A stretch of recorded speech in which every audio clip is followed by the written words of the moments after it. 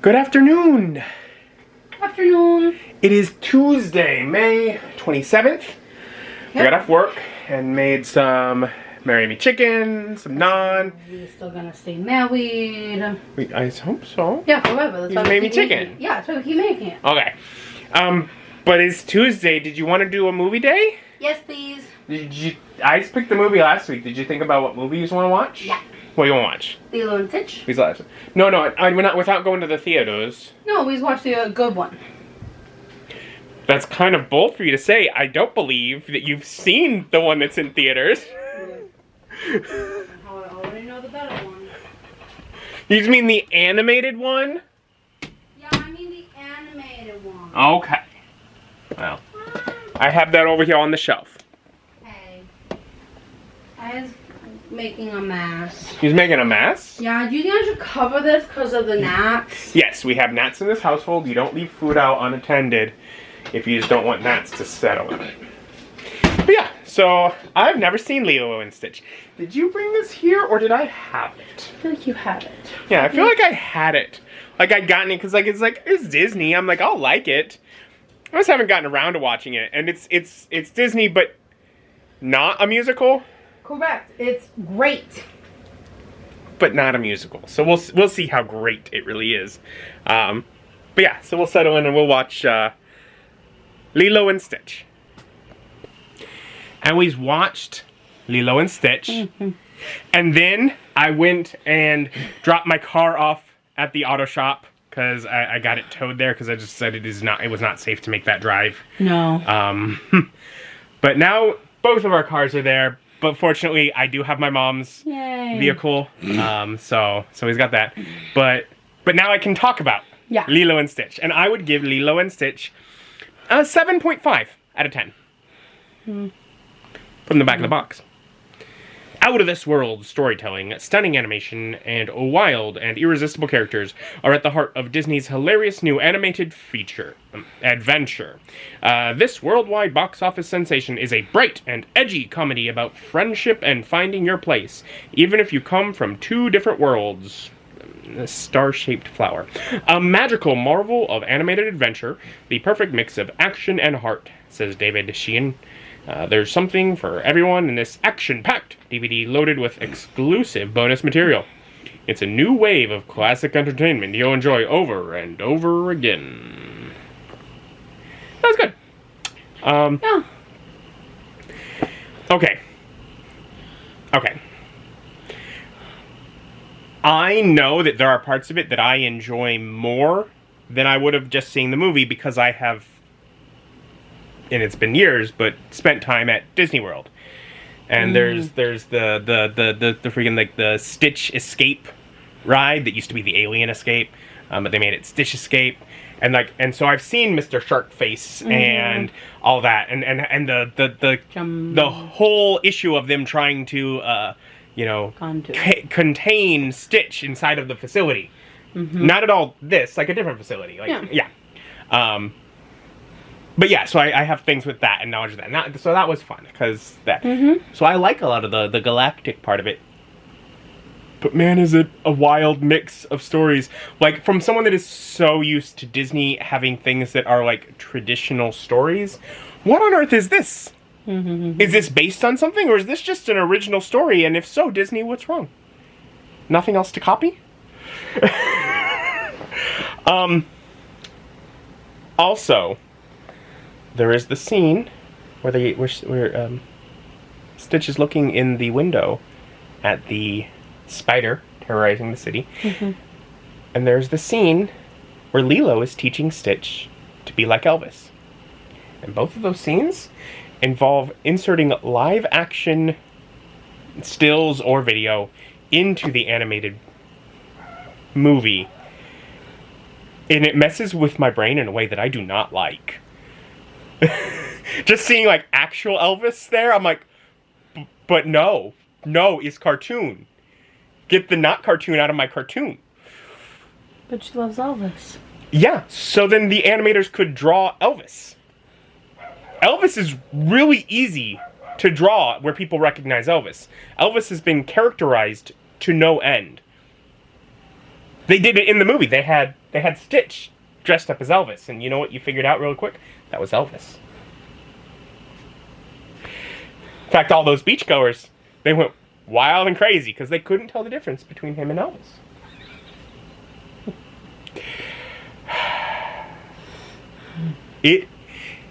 Its biggest downfall is how absurd it is. The absurdity of so much of it. And not like the absurdity of, oh, there's aliens. I'm fine with that. That part's fun. Like the absurdity of how people interact and do things. Now, a lot of our lead characters are just very heartfelt and lovable. There's no real good people. It's full of gray situations. Mm-hmm.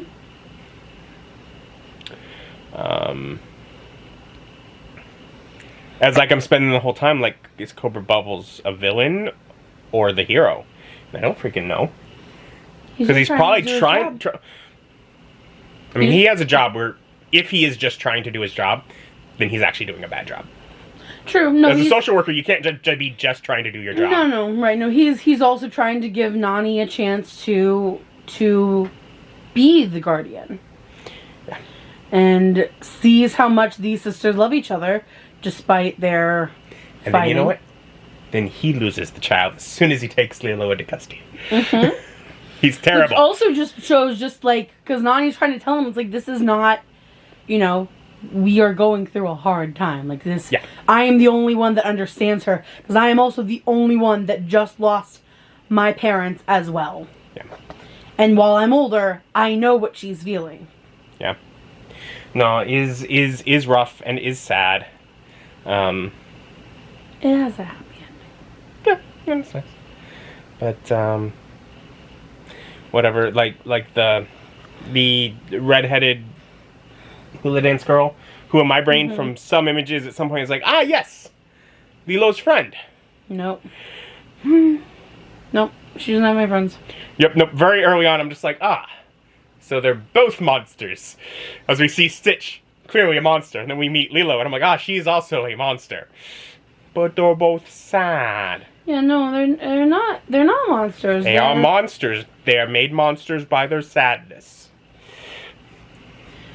They're struggling to deal with their emotions. And behaving like monsters because of it, which is sad.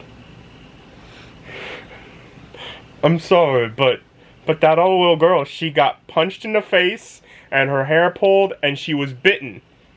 So Lilo was acting like a monster. She started it. She called her a name. Yes, but... To an emotionally volatile girl that is dealing with the loss of her parents. And does not know how to cope with her emotions. No, I understand. And it's another little girl. Right. Yeah, no. Like I said, lots of great characters. No. No, like I said, it's sad.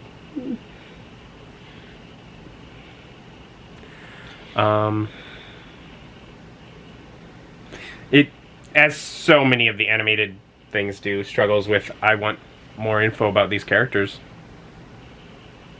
About Nani and David's relationship.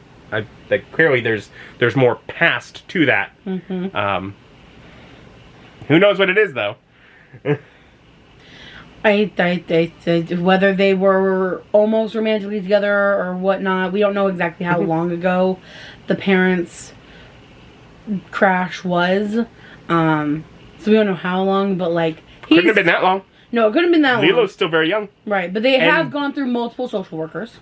And Lilo looks basically like herself in the picture with her parents. Yeah. So couldn't have been more than a year. Yeah, no, I agree. But even still, I think they say Nani's 19. Might be 18, but yeah, 19. Yeah. So yeah, it could have just happened right when she was 18. Yeah, she was probably 18 when it happened. But they likely have a relationship from growing up and being together, and a romance could have happened, and then tragedy struck the family, and he's like, well, I'm just gonna be your friend. And now it's gotten to a point where he's like, but I would like more. you can pay me back by dating me. He's cute. David's a good guy. Yeah. And Stitch has an adorable voice when he speaks, and we get that very little. We do. He very much finds his voice in this. Yeah. You definitely get, I think, more of Stitch talking in other things. Yeah. Mind you, there's a whole, slew of other movies things. and shows that I definitely remember watching the show growing up. It came out, what, 2002, was it? Yeah, I was like 5. Prime time for it. So no. So my memories of Lilo and Stitch is that it was a solid good movie. And then it was on Netflix when I was in like a streamable movie on Netflix when I was in like high school. And I was like, I was in my couch sleeping phase where I would just sleep on the couch during the summers, and I was like, I'll put on this and I'll go to sleep watching this. I clearly had not seen it since I was a small child. I watched it with like teenager eyes, which are much older than 5-year-old eyes, and I'm like, I cried the entire time. I still cry half the movie. It just really hits my emotions hard. So yeah, no, it's good. It's nostalgic in a weird way for me. I remember liking it as a kid. Not like super obsessed with it. I was always a Disney girl, like a Disney princess girl. And it's not princesses. It's not princesses, it's not musicals. It's the kind of thing, it's like, it's not really what I want out of Disney, but they did a good job with it. No, they do. It's a really good one. And we're like halfway through the movie, and Mr. One-Eye Guy, I'm just like, I know that. I figured out what the voice is, and I had to look it up. Sure. He's one of the kids in the hall. I'm like, of course. But that was fun. I don't know any the other voice actors. Yeah. Which is also almost unusual if you think of like more modern Disney movies. They don't frequently use voice actors anymore. They use celebrities. Yeah. Celebrity voices. Yeah. But I guess this is why, because I see the one that I do recognize, and I'm like, that's fun. That's all it really gets at. That's the difference. Otherwise, it's same as just any voice actor. No. But if anything, it took me out of the movie for a moment. But it's good. So we watched this. Like, are you going to try and drag us to like the theater for the other one? Is that the idea? I've been hearing concerning things, and so you're not wanting to see it in theater? At no, least? I'd be up for seeing it in theaters. I would still see Snow White in theaters. Like, I'm such a Disney girl that even when they're doing a bad job, I want to be able to see for my own concerning eyes. Things. I've heard that the live action Lilo and Stitch did like as good in its opening weekend as Snow White did in its run. Yeah, no, it's getting a lot better traction. I think overall they did from what I'm hearing, they did a good job with the movie, but they changed some fundamental things in the story. So they cut out the one-eyed alien, so Pleakley, I believe, dressed as a girl, and he has become a drag icon, of course. You know, right? And does not dress in drag. Does not have that. It's so not really a thing that really affects the story, but it does affect the community that's followed it up. So there's that, and then they cut out Sharkhead guy. Not. I know what you mean, Sharkhead guy. No, for them, Gone to. But Gone to, they cut out him because they're like, we tried and it just didn't work. But mind you, he's in scale so much larger than everything else that it's like, that one just didn't work. So Jumba, the heavier alien that's with the one-eyed guy, the four-eyed guy, yeah, four-eyed guy. He is now apparently the bad guy, is what I've heard. But he kind of is. The whole point with it also is that there's a bunch of different factions. That's part of what makes everything so great. Right. Is there is no real, you're the bad guy. Right, exactly. So it's like, but apparently they make... If anything, he is the bad guy. For quite a bit of the movie, yeah. Really, for the entirety of the movie, if anything, he's only not the bad guy in the credits scene when he's in the pictures, and that's the point where he's been marooned on an alien planet, Yeah. and is just trying to make the best of it because he no longer has access to anything else that he would ever do. Right? Yeah. No. So he's and I would agree. Well, I think Gantu's pretty rough the whole time. He seems very malicious in the beginning. Are you talking about the Sharkhead? No, he's a soldier. He has a job to do. He's not evil. He is legal. Yeah, he would be lawful neutral, if anything. I don't know. It's just the whole. Maybe it's him calling Lilo a snack. My little brain. It's an alien creature. He doesn't have a concept for the intelligence behind it. He didn't take the time to see that it was even capable of speech. He just sees that this is some sort of creature from the planet Earth, and. Whatever. I still. He's still a bad guy to me. So is Cobra Bubbles. So is, to some extent, so is Nani. So is little redheaded. I mean, there's. So basically, apparently they've made Jumba the main bad guy. And what else? I've heard things that Nani actually freely gives up Lilo to Child Protective Services so she can go pursue some sort of marine biology thing. So it's very that much feels like on the Ohana thing. Yeah, that feels like against the whole story. Yeah. Right. So I'm like, I can get over them making Jumba a bad guy. I can get over them not having legally in drag. I can get over no Gantu. I can get over all those differences. But I don't actually believe that they cut out Ohana. So I'm like, what did they shift? How is it phrased? I'm like, I'm hearing this, and I'm like, you're just not believing the.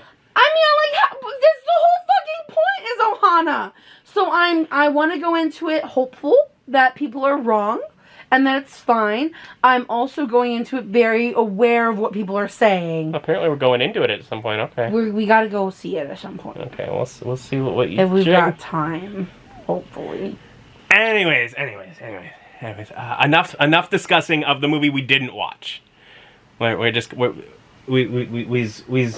chasing a rabbit down a trail that we've never been down.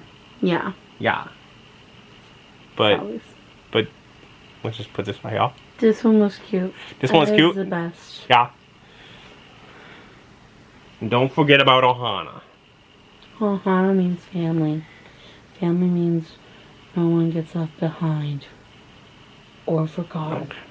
I was gonna say, are you gonna forget or forgotten? I was trying to have you fill it in. Anyways, thank you for joining us. Join us as our journey continues. Bye.